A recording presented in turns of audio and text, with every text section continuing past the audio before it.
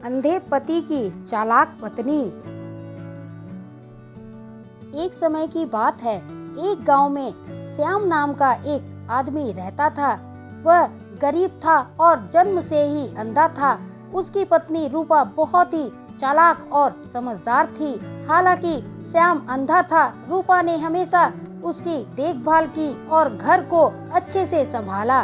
रूपा की चालाकी का गांव में काफी चर्चा थी। लोग कहते थे कि वह अपने पति को बहुत अच्छे से संभालती है और किसी को पता नहीं चलता कि श्याम अंधा है। लेकिन रूपा की चालाकी का एक और पहलू था। वह अपने पति की इस कमजोरी का फायदा उठाकर खुद के लिए कुछ गलत काम भी करती थी। एक दिन रूपा ने सोचा कि अगर वह गांव के एक धनी व्यक्ति से कुछ धन प्राप्त कर सके तो उनकी गरीबी दूर हो सकती है। उसने योजना बनाई और अपने पति से कहा, श्याम, मैंने सुना है कि गांव के बगल वाले बड़े मंदिर में जो भंडारा हो रहा है, वहां दान में बहुत सारा पैसा और अनाज मिलता है। क्यों ना हम वहां जाएं और कुछ धन अर्जित करें। श्याम, जो अपनी पत्नी पर आंख मूंद कर विश्वास करता था, उसके साथ जाने को तैयार हो गया। रूपा ने श्याम को मंदिर के पास ले जाकर एक जगह पर बैठा दिया और कहा, तुम यहाँ बैठो, मैं अंदर जाकर कुछ लेकर आती हूँ।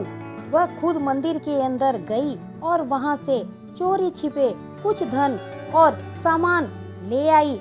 जब वह वापस आई तो उसने श्याम से कहा, देखो, भगवान ने हमारी मदद की है, हमें यहाँ से बहुत कुछ मिल गया। श्याम खुश हुआ और दोनों घर लौट आए। लेकिन रूपा की ये आदत बार बार चलती रही।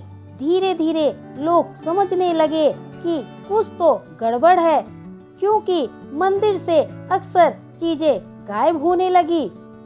एक दिन गांव वालों ने रूपा की चालाकी को पकड़ने का फैसला किया। उन्होंने रूपा को मंदिर में चोरी करते हुए रंगे हाथ पकड़ा। श्याम, जो अब तक अपनी पत्नी की चाल से अनजान था, हैरान रह गया। उसने रूपा से पूछा, तुम ऐसा क्यों कर रही हो? रूपा ने कोई जवाब नहीं दिया। उसकी चालाकी अब उजागर हो चुकी थी। गांव वालों ने रूपा को उसके किए की सजा दी और श्याम को समझाया कि वह अपनी पत्नी पर आंख मूंद कर विश्वास ना करे। इस घटना के बाद श्याम ने अपनी पत्नी से दूरी बनाकर अपना जीवन शांति से जीना शुरू किया। शिक्षा कभी भी किसी पर आंख मूंद कर विश्वास नहीं करना चाहिए, चाहे वह कितना ही अपना क्यों ना हो।